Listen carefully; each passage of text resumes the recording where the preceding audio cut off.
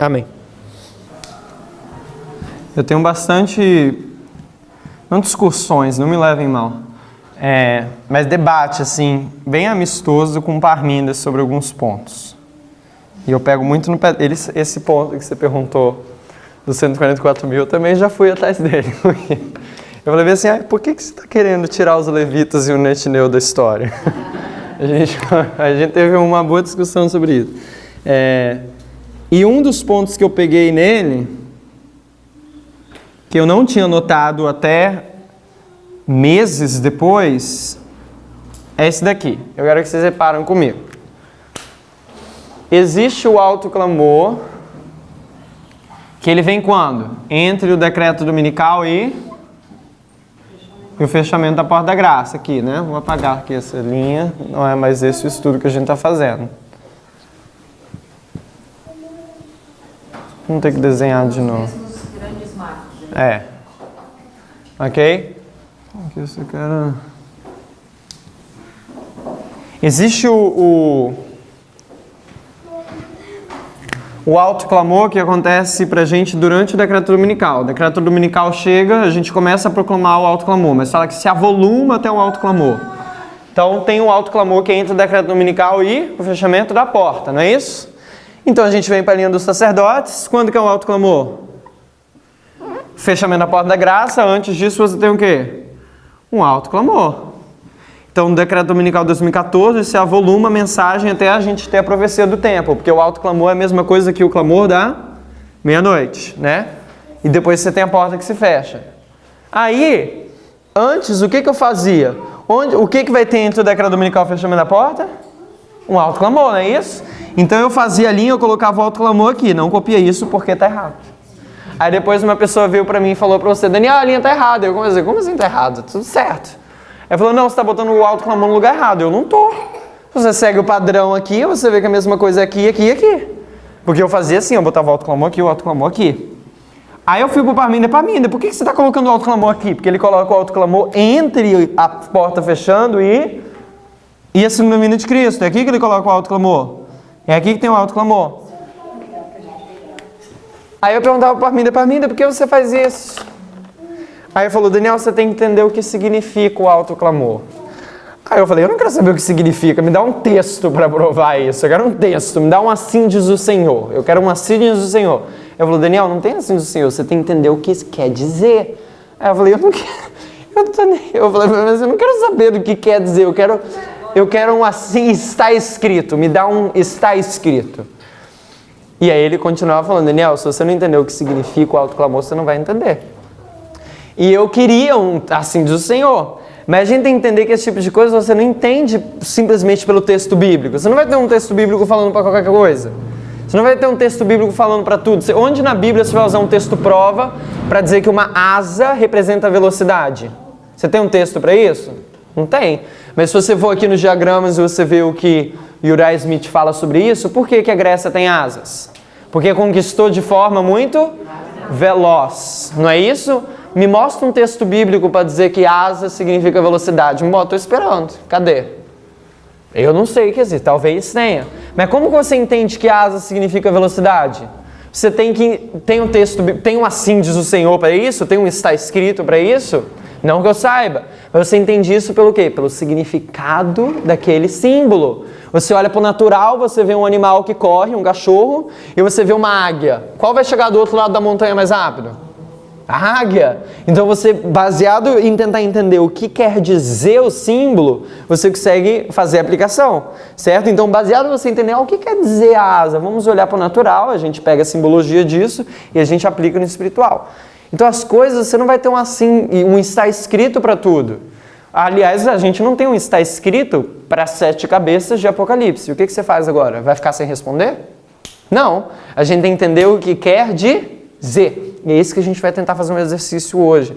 A gente vai tentar ver o que as coisas querem dizer na Bíblia. Porque o que é o significado das coisas. E se a gente tenta entender o significado do autoclamor, a gente vê por que isso funciona aqui. O autoclamor ele significa tanto um clamor forte que você dá com uma predição sobre o fechamento da porta da graça, mas o autoclamor significa o quê também? Sai dela, povo meu. E o que é isso? É quando a gente colhe o mundo, quando a gente passa a ceifa no mundo. E a ceifa tem que acontecer aqui nesse período. Lembra que aqui é o quê? É o ará, chuva temporã, chuva serôdia, e aqui é a ceifa. Por isso que o alto clamor dos levitas é durante a ceifa. Por isso que o alto clamor dos netineus é durante a ceifa. Porque eles estão sendo ceifados, e quando eles estão sendo ceifados, o que eles estão ouvindo?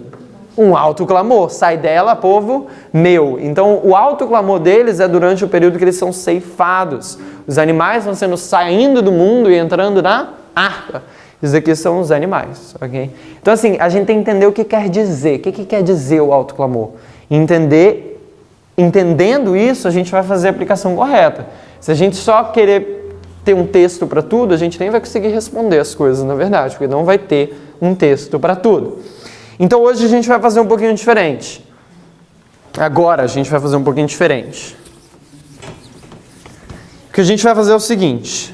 Normalmente, o que a gente faz? A gente quer entender um texto. Quem é a besta de Apocalipse 13? O que a gente faz? Grande conflito. A gente vai para o grande conflito.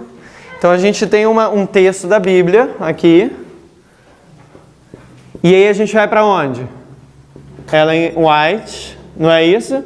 E aí o que a gente tem? Resposta. Hoje eu quero fazer um pouquinho diferente. Hoje a gente vai pegar um texto, a gente vai para Ellen White, mas em vez de pegar a resposta, o que a gente vai pegar? A gente vai pegar o princípio de como a gente chega àquela resposta, para que a gente tenha o quê? Resposta. Por que isso é importante, Daniel? Resposta. Eu quero diminuir Ellen White? Não é esse o meu objetivo aqui.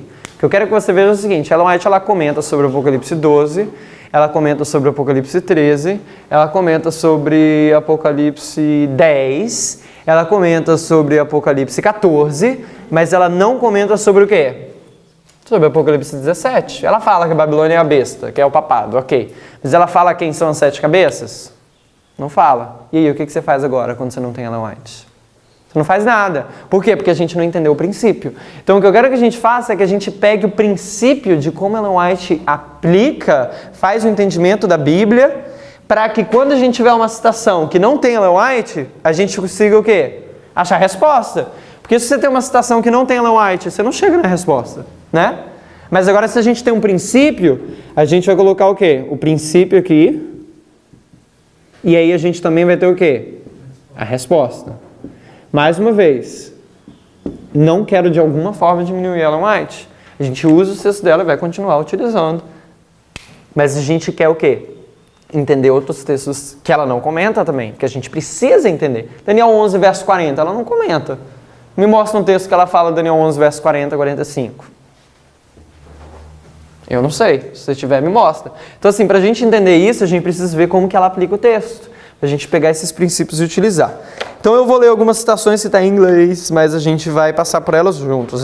4 SP 276.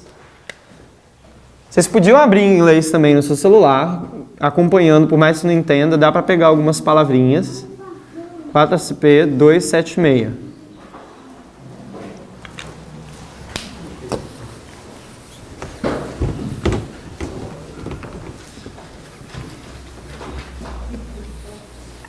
Spirit of Prophecy é o nome, ok? Volume 4. A própria Ellen White disse que se o povo de Deus buscasse com sinceridade as respostas... Não precisaria. Não precisaria de Ellen White. Exato.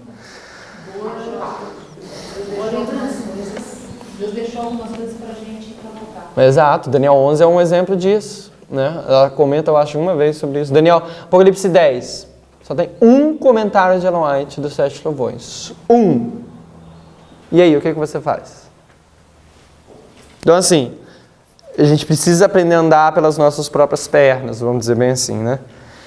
Começa bem assim na parte In the Book of the Revelation. Ok? Nessa parte eu vou começar a ler.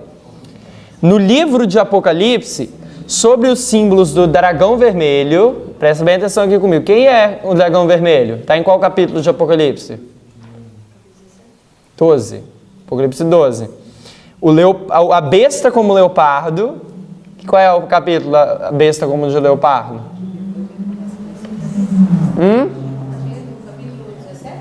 Capítulo 13. E a besta com chifres como de cordeiro. Qual é o capítulo?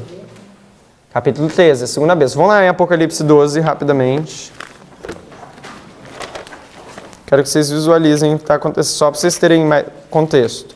Gente, uma coisa muito boa é remover espaços brancos da nossa mente. Se você perguntar o que tem em Apocalipse 15, eu não sei, eu tenho que... Ah, não, eu sei. Mas eu não sei o que quer dizer todas as coisas. Se você perguntar Apocalipse 19, eu também não sei, eu tenho que parar um dia e estudar mais Apocalipse 19. Ver o que o Smith fala sobre isso um pouco e ver se tem mais informação a respeito. A gente tem que remover os espaços brancos da nossa mente. Quando eu falo Apocalipse 13, você já tem que clicar na sua mente. É o papado e os Estados Unidos. São as duas bestas de Apocalipse 13. A primeira é o papado, a segunda é os Estados Unidos. Até a Ellen White fala isso. Ela fala a primeira besta de Apocalipse 13. Ela fala a primeira besta, a segunda besta. Então assim, a gente precisa ter essa conectividade, vamos dizer bem assim, que o Parminder usa muito isso quando você vai apresentar. Ele fala bem assim, às vezes, 13:1. Só 13:1? 13:1. Ele está falando do verso 1 de Apocalipse 13. Ele já está aqui, ó. 11:40. O que é 11:40? Daniel 11:40. Não tem outro capítulo que a gente fala 11:40. Então, assim, a gente precisa dessas coisas mais... remover esses espaços brancos na mente. Quem é a besta de Apocalipse 12? É Roma.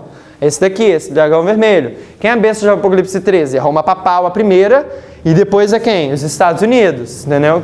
Então, assim, essas coisas precisam estar na nossa mente. Apocalipse 3. O que é Apocalipse 3? São as 7 igrejas. Okay? O que é Apocalipse 5?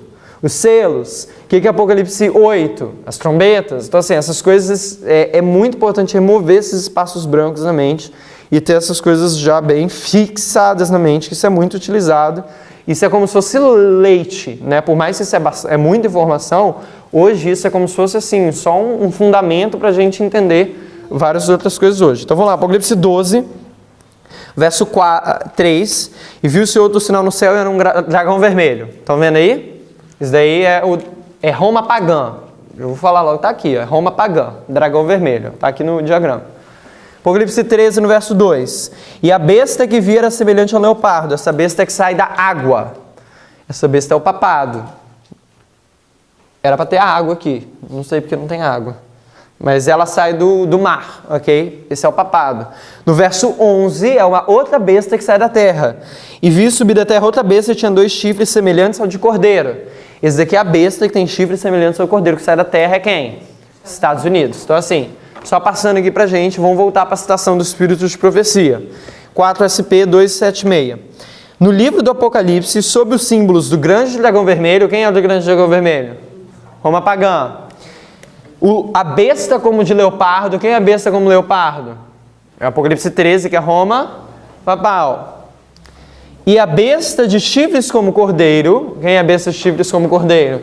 Estados Unidos. Aí ela fala, Apocalipse 12, 13. São trazidos à vistas aqueles poderes terrestres que estão especialmente engajados em pisar a lei de Deus e perseguir o seu povo. Então a gente vai parar e a gente vai chegar. Como que Ellen White pode dizer que esses são poderes terrestres, sendo que ela mesma diz que a besta de Apocalipse 13 é o papado? O que é o papado? É a igreja ou é o Estado? É a igreja. E agora ela está falando que a besta que representa o papado é quem? Poderes terrestres. Como que a gente casa essa informação? Num texto ela fala que é o papado, só que agora ela está falando que são o quê? Poderes terrestres. Poder terrestre não é a igreja. A igreja é o quê? É a igreja, não é o Estado. Entendeu? Então assim, falei errado. Ela nem fala poderes terrestres, ela fala governos terrestres. Então assim, ela está chamando a besta de Apocalipse 13, que é o papado, ela está chamando de quê? De Estado. Estão visualizando o que está acontecendo aqui? Então assim, como que a gente chega a essa conclusão sem o Espírito de Profecia, sem Ellen White? Como que a gente poderia chegar a essa ilustração? Vamos lá para Apocalipse 12 e ver se a gente chega a essa ilustração. Vamos lá, Apocalipse 12. Como que essa besta... Como é que você pode dizer que essa besta é um governo terrestre? Na frase, a besta de chifres como cordeiro, ela fala bem assim, ó. são trazidos à vista aqueles governos terrestres que estão especialmente engajados em pisar sobre a lei de Deus e perseguir o seu povo. Ok? É isso? Você... Não? Nada. Então tá. Então, primeira coisa, quem é o grande dragão? Vamos lá no verso, olha o que a Bíblia vai falar. A Bíblia vai falar no verso 9. Leia comigo. E foi precipitado o grande dragão, a antiga serpente chamada o quê? Diabo e Satanás. Oh, a Bíblia está em contradição com Ellen White agora? E aí? Quem é o dragão? É Roma? É um governo terrestre? Ou é Satanás? Hã? Os três? Por quê? Depende. Então, assim, a Bíblia não está em contradição com o Espírito de Profecia, e nem o Espírito de Profecia está em contradição com a Bíblia. Então, a gente vê que um símbolo tem o quê? Mais de um significado. Mas como que a gente vai chegar à conclusão de que isso é Roma pagã, sendo que já na Bíblia, você não tem Ellen White, lembra que isso daqui é o diagrama de quando? 1843. Primeira visão de Ellen White foi depois do desapontamento de 1844. Então, eles entenderam isso daqui sem o Espírito de Profecia. Conseguiram ver? Então, como que a gente chegaria a essa conclusão, sendo que na Bíblia, eu poderia vir para você em 1843 e falar assim, tá errado. A Bíblia fala que é Satanás. Você está falando que é Roma pagã. O que você faz agora? Então, assim, a gente vai tentar pegar o princípio para chegar à conclusão. Vamos lá então comigo, Apocalipse 12. E viu-se um grande sinal no céu, uma mulher vestida de sol, tendo uma lua debaixo dos seus pés e uma coroa de 12 estrelas sobre sua cabeça. Vamos pausar então. Então é um sinal aonde? É um sinal no céu. Então ele está no céu aqui e tem uma mulher. Eu vou desenhar aqui a mulher. Esse aqui é o cabelo da mulher.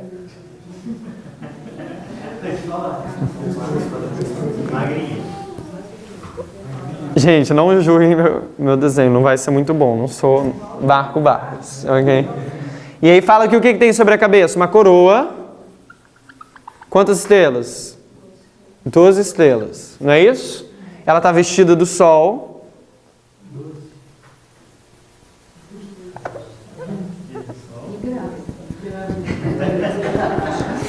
E grávida. Então ela está vestida do sol. E o que tem embaixo dos pés dela? E estava grávida. Ela está tendo dores de parto, quer dizer que ela está com quantos meses? 9. Eu posso falar isso? Posso, ela está tendo dor de parto? A gente está olhando para o natural e depois a gente vê o que a gente faz com o espiritual. A gente tem que olhar para o natural. Então tá. Ok, até aí eu não sei muita informação. Eu não tenho que dizer o que quer dizer ela vestida de sol. Não sei, a gente pode pensar. O que o sol é um símbolo de quê? Sol da justiça. Lua é um símbolo de quê? O astro que ilumina durante a noite. Né? O que são as estrelas? 12 estrelas. 12 é um símbolo do quê? Questão apostólica, são os 12 apóstolos, não é isso? 12 tribos. Então assim, ok, mas ainda não vamos lá porque a gente quer ver os próximos versos. Verso 2. Estava grávida e com dores de parto e gritava com ânsia de dar à luz. Então ela está grávida, ânsia para dar à luz. Verso 3. E viu-se o quê no céu? Qual é a palavra que vem antes do sinal? Outro. O que a Bíblia está falando para mim e para você agora? Você vai fazer o quê? Comparar e contrastar.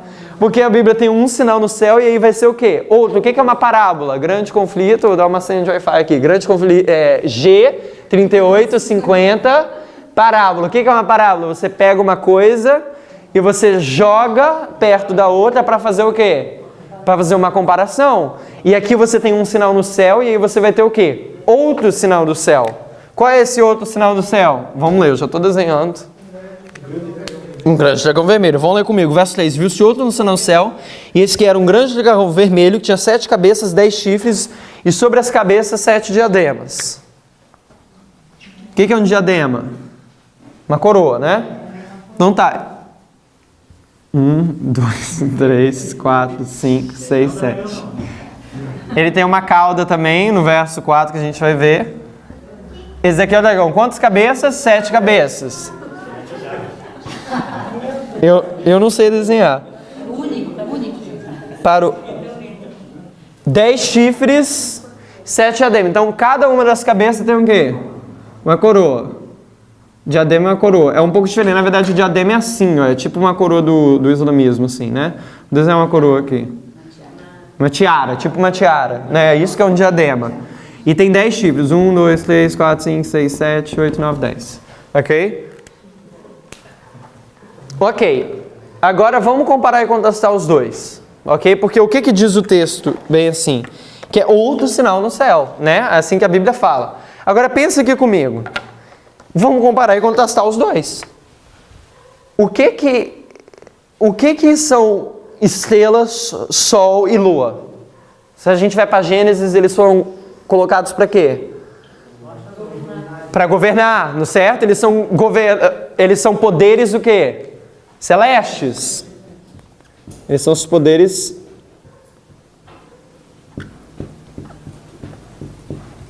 Agora, se você compara e contrasta, se isso daqui é um poder celeste, isso daqui é um poder do quê? O que tem na cabeça da besta? Tem coroas, isso dá algum sinal para você? Isso é o quê? Um poder terrestre, consegue ver a lógica? Então você vê que aqui tem uma mulher que está vestida com sinais, com... Como é que você fala? Não é instrumentos, é astros, que são poderes celestes, e está em contraste com o quê? Autoridades do céu? Não, porque tem quantos poderes terrestres? É esse daqui, é um. Se esse daqui é o poder celeste, esse daqui é o quê? Poder terrestre.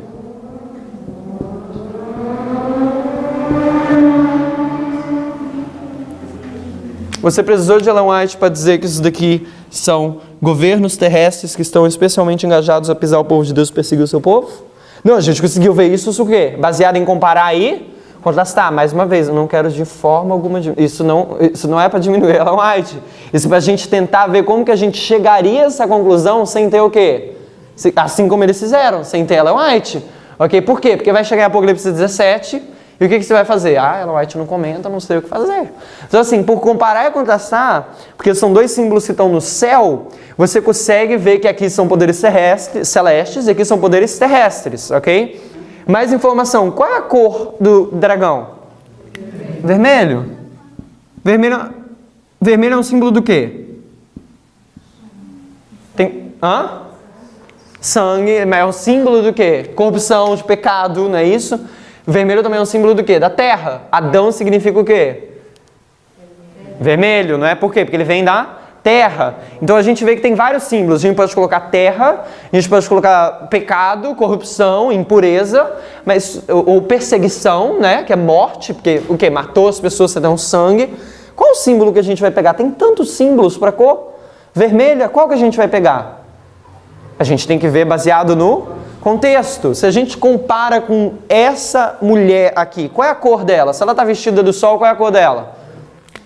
Agora já vê um... Agora vai um pouco de fotografia.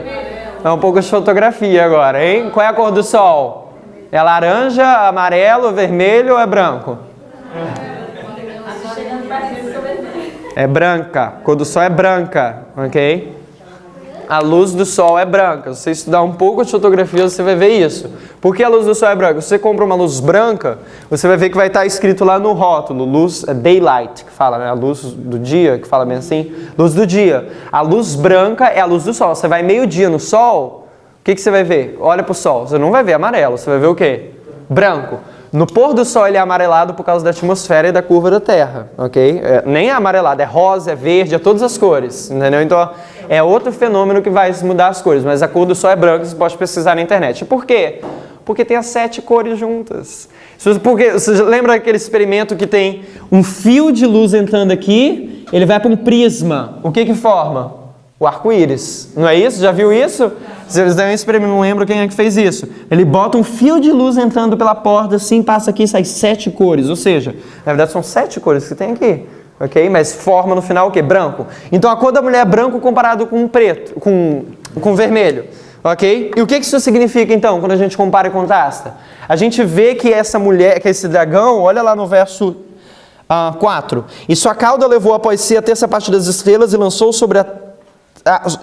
sobre a terra. E o dragão parou diante da mulher que havia de dar luz, para que, dando a luz, tragasse o filho. Então a gente vê que esse vermelho significa o quê? Morte, perseguição, certo? Que é perseguir, matar o povo. Então, por comparar e contrastar, você consegue ver o quê? O significado da coisa. Você consegue ver o símbolo do vermelho e o que ele representa, as coroas, e também que isso são poderes terrestres, ok? Então quem é que persegue? Vamos continuar no próximo verso também. E deu à luz a um filho que há de reger a todas as nações com vara de ferro, e o seu filho foi arrebatado para Deus e para o seu trono. Quem é esse que foi arrebatado para Deus e há de reger todas as nações? Jesus. Quem é que estava perseguindo Jesus? Era Satanás, não era? Mas quem mais? Herodes. Ok? Então você vê que o dragão é um símbolo de Satanás, está correto? Sim, está correto. Mas através de quem? Através de poderes terrestres, através de governos terrestres, que é o Estado. E quem é o Estado? Roma pagã.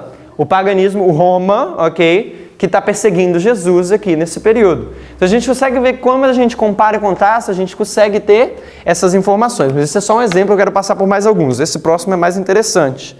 Que a gente vai ver que o que Ellen White faz é um pouco além do que eu imaginava. Quando eu vi esses textos eu fiquei bem assim, interessante. Vamos ver. Agora a gente vai ler 4SP, mesma página, 276. Presta bem atenção, agora ela vai falar de Apocalipse 13, ok? Apocalipse 13, quais são as duas bestas que você tem? O primeiro é qual? Papado, que é a besta como leopardo, e a segunda besta é quem? Estados Unidos. Vamos lá comigo.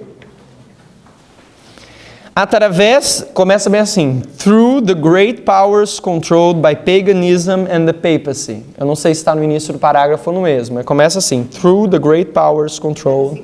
Segundo parágrafo, então parágrafo 2. Através dos grandes poderes controlados por paganismo e papismo, simbolizados pelo dragão e a besta como leopardo. Olha só o que ela acabou de falar. Ela falou que a besta como leopardo... Ela falou que a besta como leopardo, que é aqui, e os Estados Unidos, eles são o quê? Controlados por paganismo e papismo. Então você consegue ver que ela está o quê? Seguindo uma sequência. São poderes terrestres que são controlados por poderes religiosos. Quem são esses poderes religiosos? O paganismo e o papismo. O paganismo é um poder religioso. Você pode ver, você vai lá em Roma, primeira igreja fundada cristã. É muito interessante, quando você entra lá, eu fui nessa igreja. A igreja embaixo é a igreja onde eles adoravam ídolos. Ok? O paganismo. Você adora o quê? Ídolos, estátuas. Em cima dessa igreja foi construída a primeira igreja cristã católica. Ok? Então você vê claramente a transição do paganismo para o papismo. É bem interessante você ver isso. Então o paganismo é uma religião, ok? E papismo é outra religião. O que o papismo fez? Pegou o paganismo, só que agora botou Cristo. Eles adoram o quê? Santos hoje. Ok? Isso é o paganismo revestido de cristianismo. Tá? Então, através dos grandes poderes, controlar... Quem é os poderes? Europa e os Estados Unidos. A Europa controlado pelo paganismo a Europa controlada pelo paganismo. Peraí. Exatamente, a Europa controlada pelo paganismo e a Europa controlada pelo papismo é simbolizado... Ixi, falei errado, desculpa. Os grandes poderes controlados pelo paganismo... Não está falando da besta de Apocalipse 12. Me enganei. Tá, vamos continuar. É Apocalipse 13 que está falando.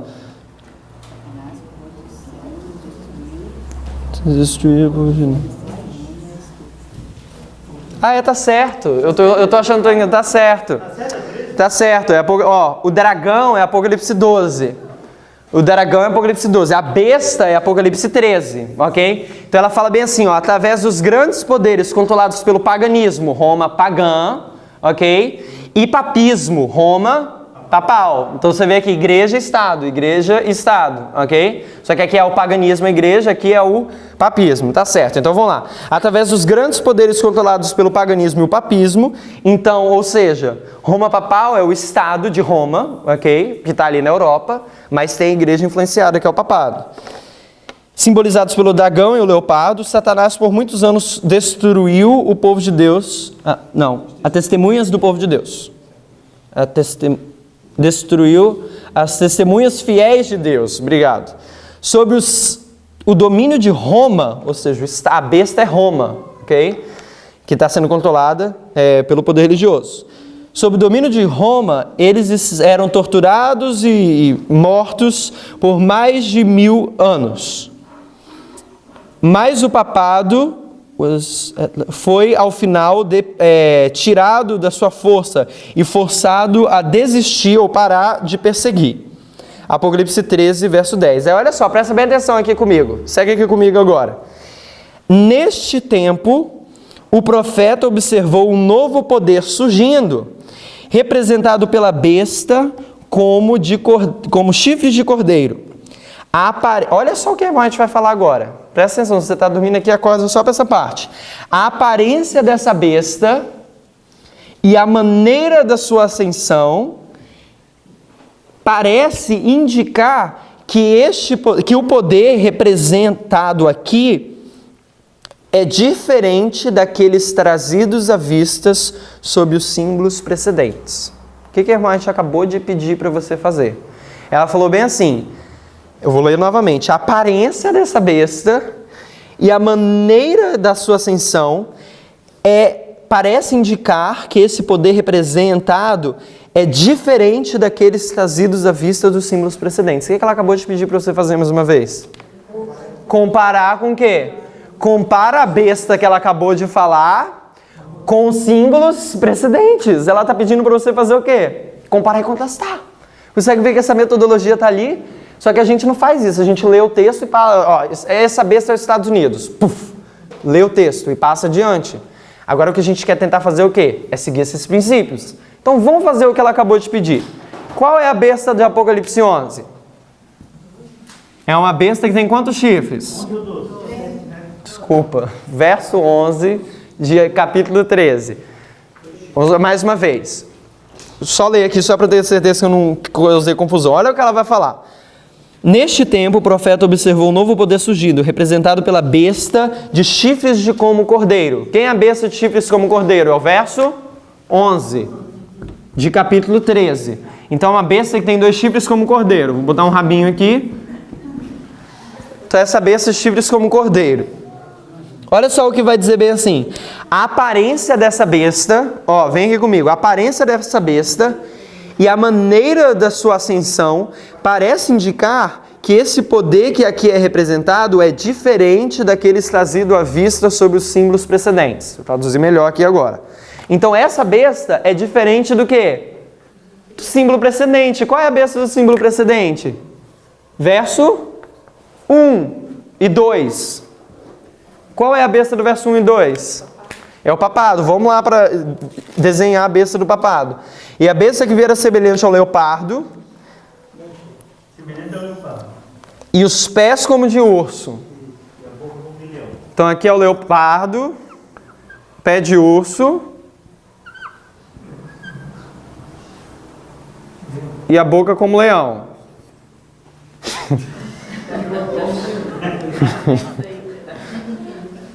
Boca como leão. É só pra gente ter em mente que a boca é diferente.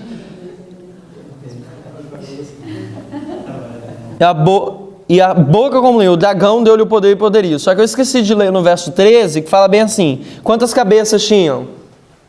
7 cabeças. Vou desenhar aqui.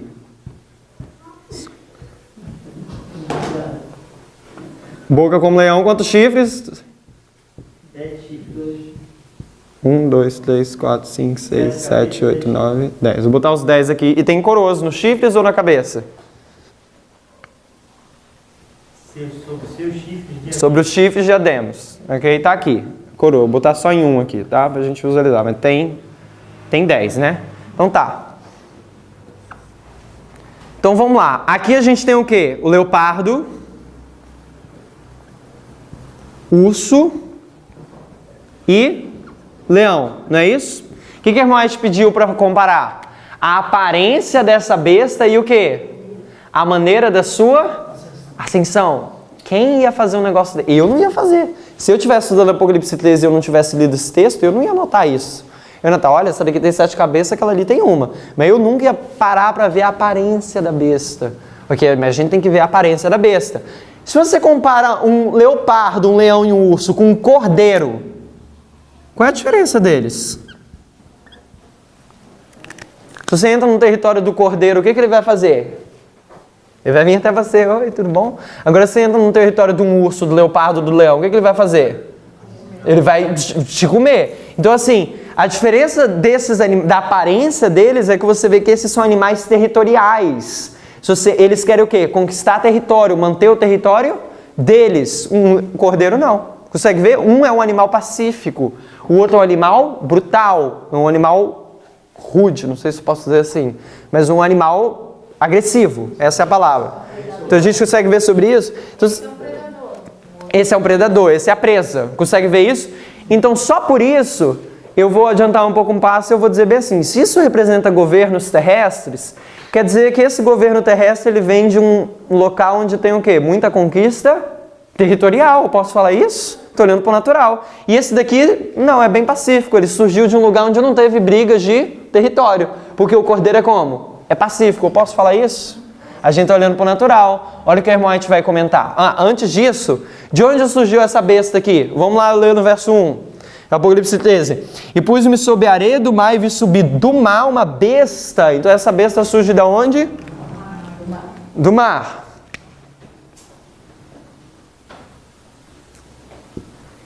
E no verso 11, surge onde a besta? Leia aí para mim no verso 11.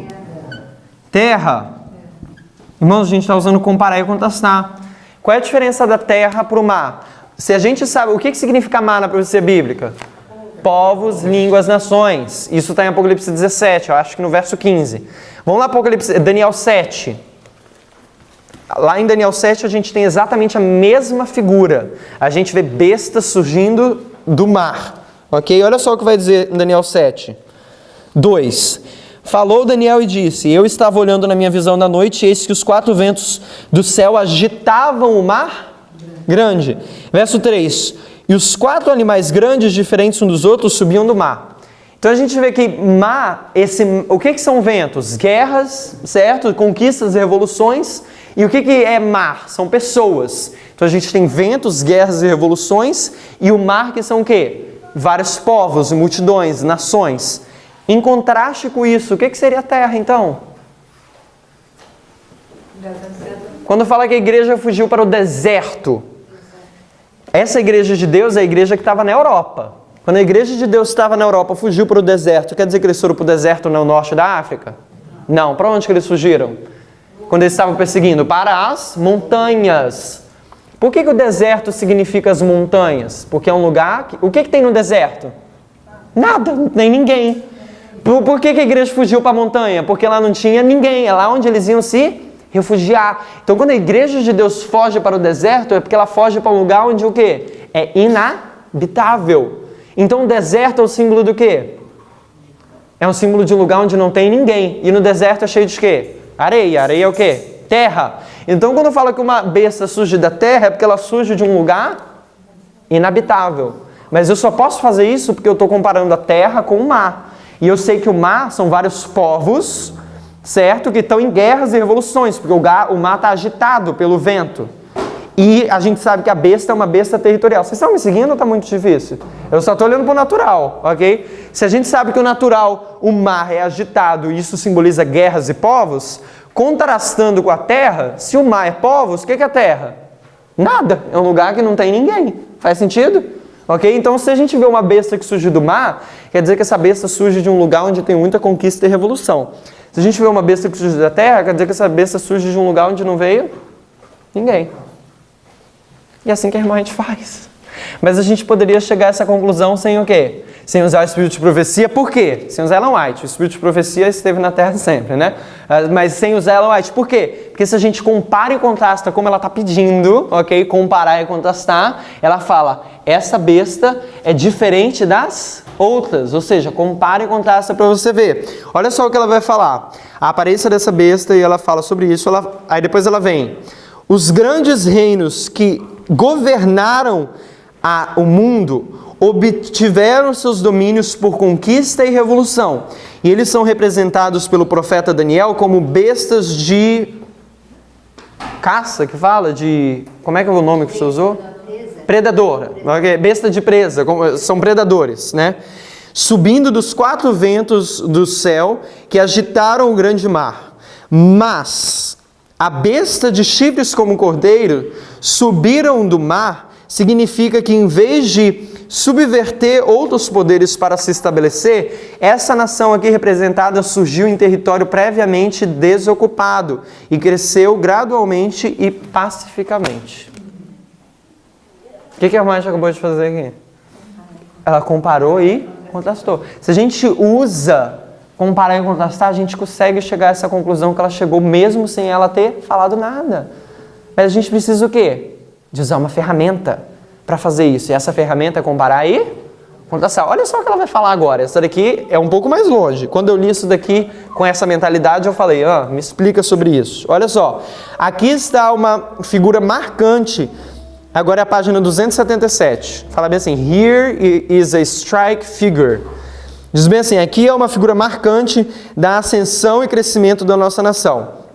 Os chifres, olha só, os chifres como de cordeiro, emblema de inocência e gentileza, bem representam o caráter do nosso governo. Eu olho para essa besta, os chifres são como os cordeiros, o que eu falo? Um chifre de um cordeiro é o quê? Representa que eles são bem gentios e inocentes. Aí você olha no mundo e fala, qual nação é muito gentil e inocente e está crescendo? Aí você olha, os Estados Unidos. Então é o assunto da profecia bíblica. É nesse nível que está acontecendo aqui. Você vê que ela está fazendo uma aplicação baseada no quê? No natural. Ela olha para um cordeiro é o quê? Gentil e inocente. Aí você vê em 1798, qual é a nação que está surgindo assim, inocentemente e gentil? É os Estados Unidos. Porque os Estados Unidos estão abrindo a porta para o mundo, para eles virem para cá. Não sofra perseguição, venha para os Estados Unidos.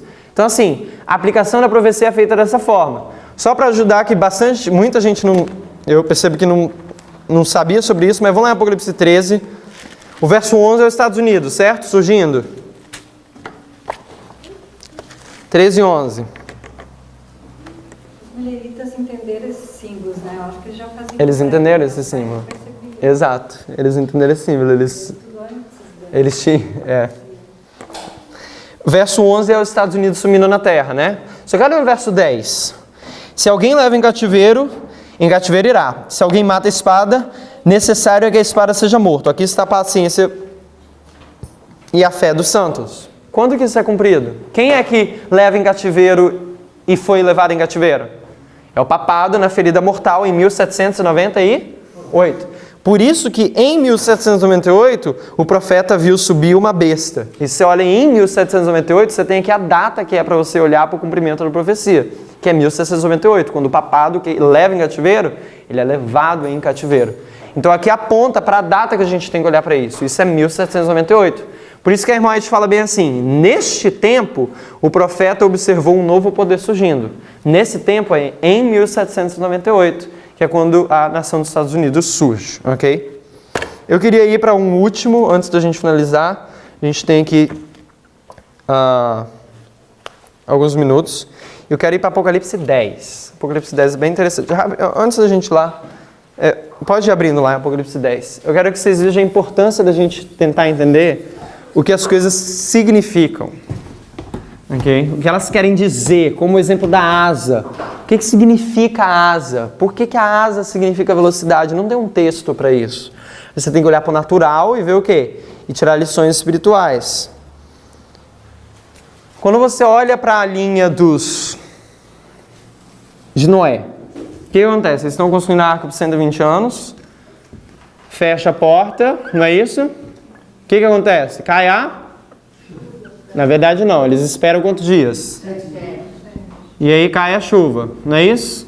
O que normalmente a gente fala? Ou que pelo menos falava. A gente fala no decreto dominical, a porta se fecha, a gente falava isso. E aí o que veio? A chuva serôdia. Então a gente dizia, a porta da arca fechou, o decreto dominical. Aí depois vem o quê? A chuva serôdia. Por quê? A gente vê uma porta se fechando e a gente vê uma chuva na história de Noé, não é isso? Mas eu quero mostrar para vocês como que isso está errado, e não só está errado, como isso é perigoso. Por quê? A chuva serôdia, o que a Bíblia diz que ela vem fazer? No modelo de agricultura você tem a chuva temporã que faz o grão brotar, e depois você tem a chuva serôdia que faz o grão amadurecer, faz o fruto amadurecer e preparar para a colheita. Essa chuva que vem para amadurecer algum fruto? ela vem para quê? Matar. Ela vem para causar destruição. Não é porque você viu chuva que você vai associar isso com chuva serôdia. Você tem que entender o que quer dizer. A chuva vem para quê? É perguntas que a gente tem que fazer para o símbolo. Para que ele está ali? Para que serve? O que significa? Isso significa o quê? Destruição. Então, se a gente coloca na nossa linha, quando que fecha a porta da graça? Daniel 12, verso 1, não é isso? Miguel se levanta, como a gente estava falando hoje no comentário. É aí que a porta da graça se fecha. E aí quantas pragas caem? 7. E aí o que acontece depois? Não, o fogo do céu é depois do milênio. O que acontece depois? Quem é que vem e todo mundo morre?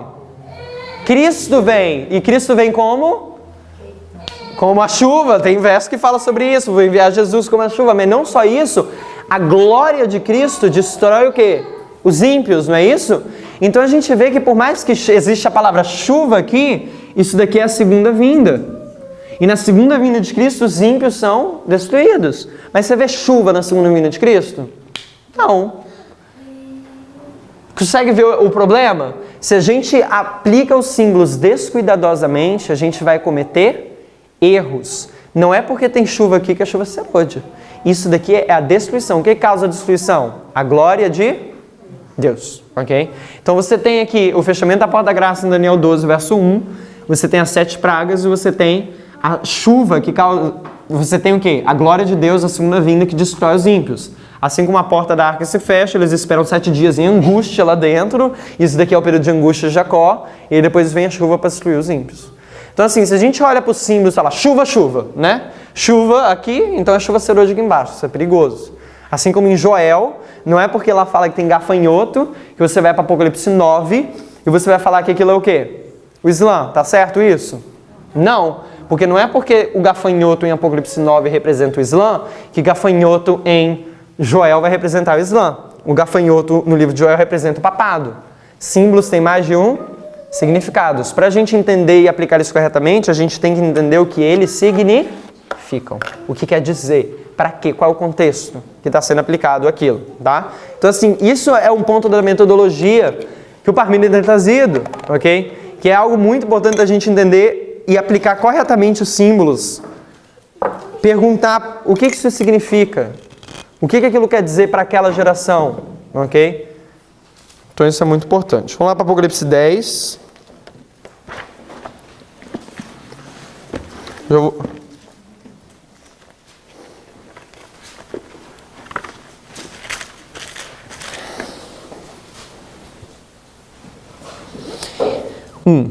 E vi outro anjo forte que descia do céu vestido numa nuvem, por cima da sua cabeça estava o arco celeste, o rosto era como o sol e seus pés como as colunas de fogo.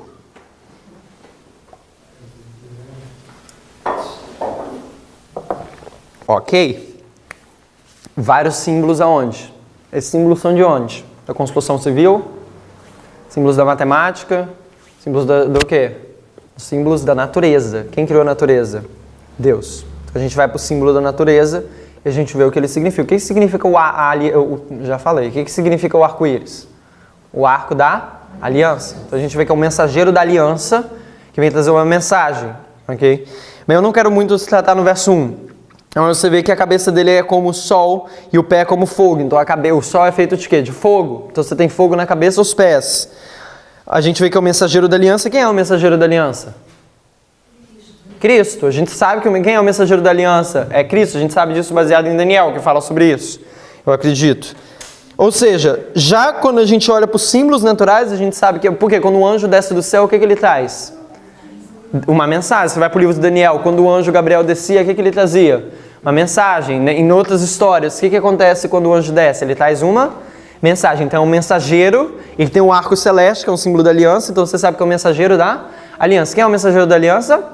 Cristo. Mas se você pega Ellen White, que ela vai comentar, o que ela vai falar que é esse anjo? Ela fala, não é uma pessoa menos do que quem?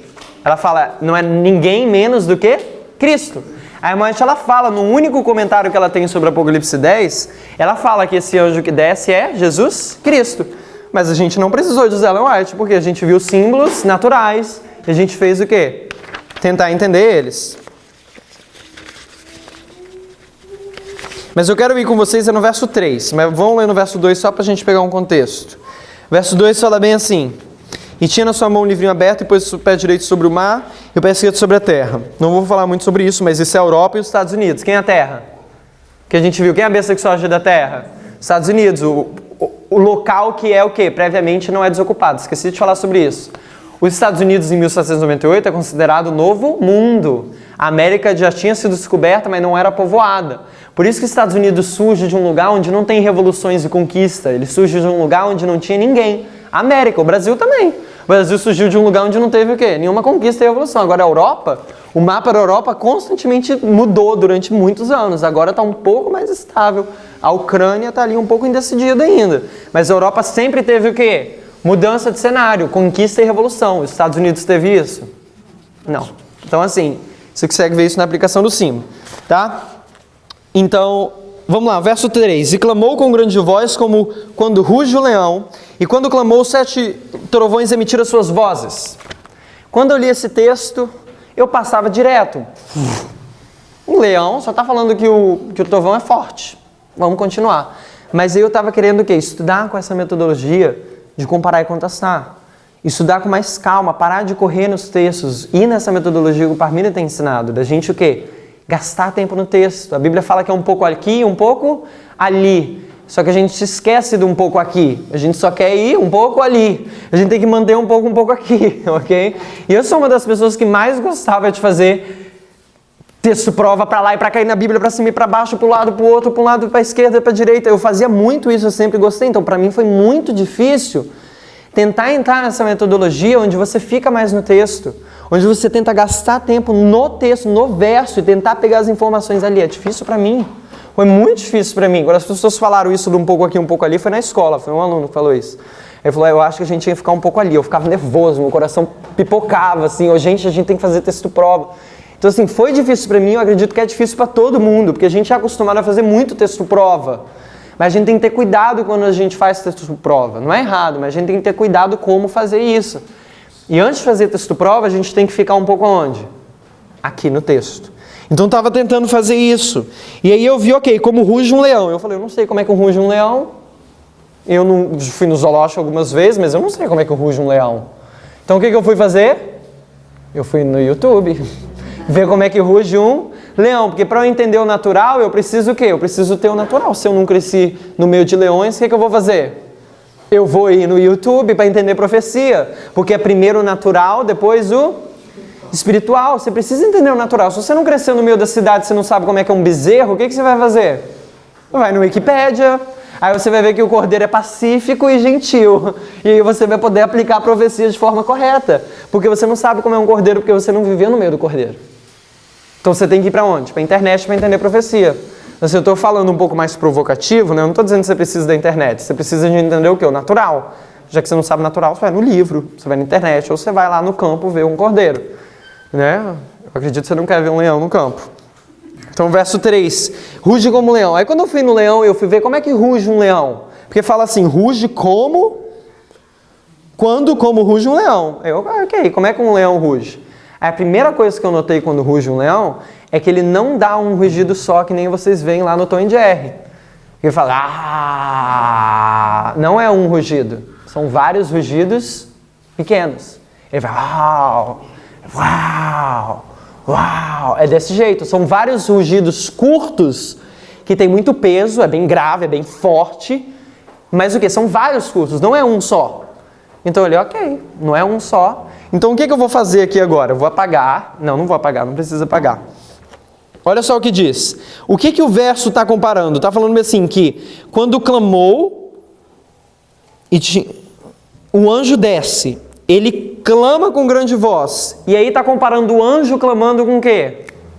Com o leão. A Bíblia está falando. Gente, a Bíblia está gritando para a gente. Compara aí, contrasta. Então você tem um anjo que clama como o quê? Como um leão. Então eu vou desenhar o leão aqui.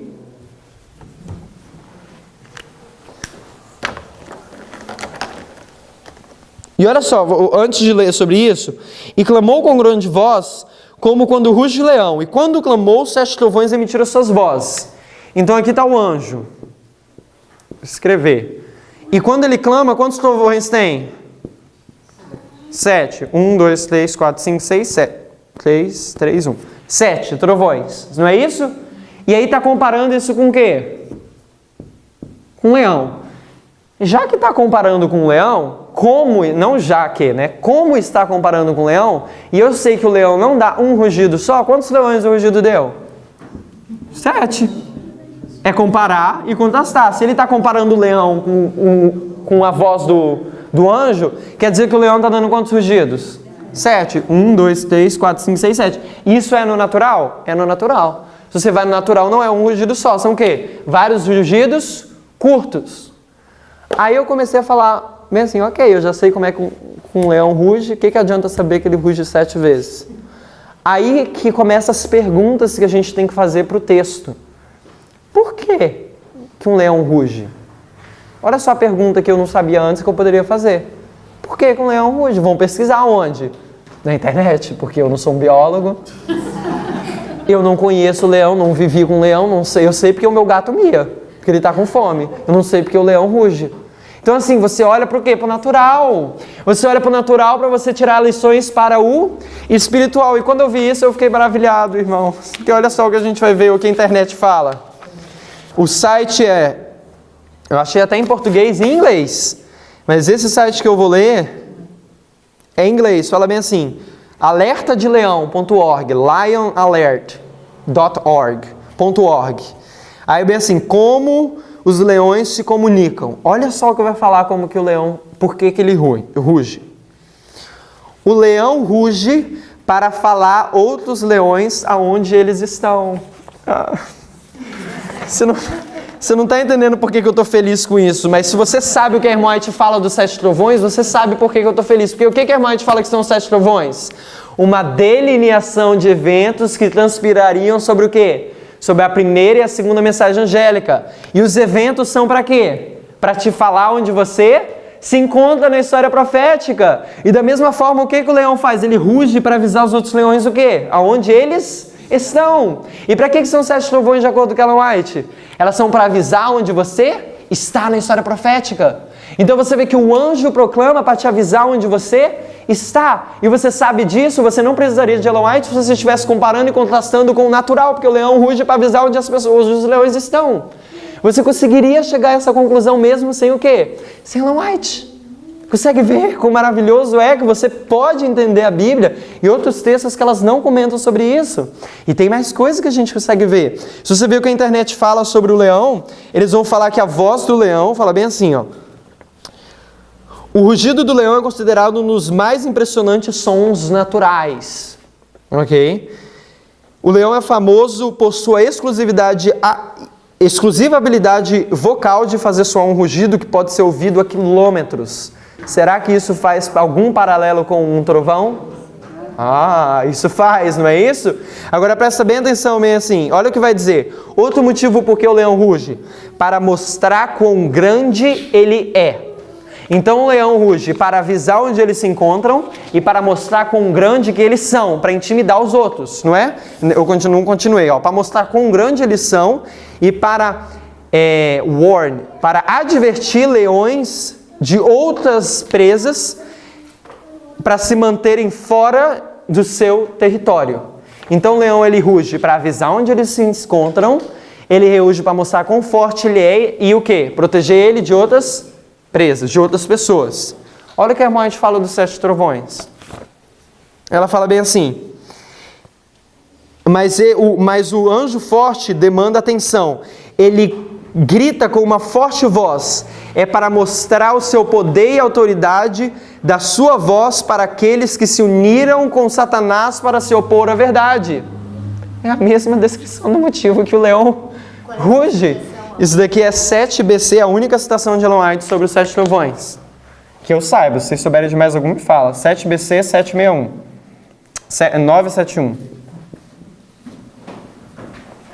7 BC 971.3. Você pediu para repetir? Fala bem assim, ó. Ele grita com alta voz. É para mostrar o seu poder e autoridade e da sua voz para aqueles que se uniram com Satanás para que se uniram com Satanás para opor a verdade. Então, assim, o motivo que o leão ruge é para o quê? Para advertir as pessoas onde elas estão e para o quê? Intimidar os outros, aqueles que o quê? Querem vir e atacar o rebanho. É o mesmo motivo que o leão ruge. E fala bem assim, os 7 trovões, aquele texto que a gente já conhece, esses são relatos de eventos futuros que serão abertos na sua ordem, e fala que os 7 trovões é uma delineação de eventos que transpirariam sobre a primeira e a segunda mensagem angélica. Ok. Mais alguma coisa? O manuscrito também é o mesmo lá do PC? É o mesmo, os manuscritos. É. O manuscrito, né? Manuscritos Release também fala a mesma coisa. O texto das letras. Exato. Então, assim, eu quero que vocês vejam que se a gente vai para o texto, se a gente mantém tempo no texto, agora a gente tem quanto mais profundidade de informação nesse texto? Muito mais. Conseguem ver? Porque a gente ficou ali. E a gente foi para o natural, a gente foi para o leão, a gente foi para o YouTube para ver como que o leão ruge. A gente foi ver por que o leão faz aquilo. A gente vai ver por que o bicho tem asa. Porque a asa é para quê? A asa é para quê? Para voar. E voar quer dizer o quê? Que você tem mais velocidade, rapidez. É como a estátua de Daniel 2. Você vai ver assim, a pedra é usada para quê? A pedra, por exemplo, você está estudando a estátua de Daniel 2, é uma pedra no pé da estátua. Aí você tem que perguntar para o símbolo, o que é uma pedra? Pedra é para quê? Para construção, não é isso? A pedra é mais para quê? Para destruir, para apedrejar, não é isso? Então você vai aplicar o símbolo de que a pedra é para construção nessa visão? Não, você vai aplicar o símbolo de que a pedra é para quê? Para apedrejar. Você tem que aplicar o símbolo baseado no contexto. E aí você pode ir para a história de quem? De Golias, onde uma pedra é utilizada para apedrejar uma pessoa. Ou na história da mulher que ia ser apedrejada. Então assim, você consegue ver pelo símbolo, ao você fazer perguntas ao símbolo, na sua situação natural, você consegue ver o quê? Como você pode aplicar eles. Então assim, eu queria passar essa revisão para vocês, para a gente visualizar como que é importante a gente ficar no texto, a gente gastar tempo no texto, que essa metodologia, essa importância que o Parmeira tem levantado é muito essencial para a gente conseguir visualizar o que está acontecendo agora, entender 2014, entender 2016, entender Ráfia, a gente entender o teste que está na frente da gente. Tá? Espero que tenha sido claro. A gente deu exatamente, né, o certo aqui o tempo. Vamos ajoelhar para orar? Aqueles se puderem. Pai Celestial, muito obrigado por mostrar para a gente quão bela e profunda é a sua palavra, Pai. Ajude-nos a entender a importância do Espírito de profecia. Ajude a gente a entender também a importância da gente pegar esses princípios que estão ali, Pai. Eles são muito importantes para a gente entender as coisas que têm se desenvolvido. E eu peço a bênção sobre cada um aqui, que possa voltar para casa com segurança. Também pensando nessas coisas, que a gente possa voltar amanhã preparado e com a mente bem afiada para a gente entender mais verdades que o Senhor tem revelado nessa última geração, Pai. Amém. Muito obrigado por tudo isso. A gente pede e agradece em nome de Cristo Jesus. Amém.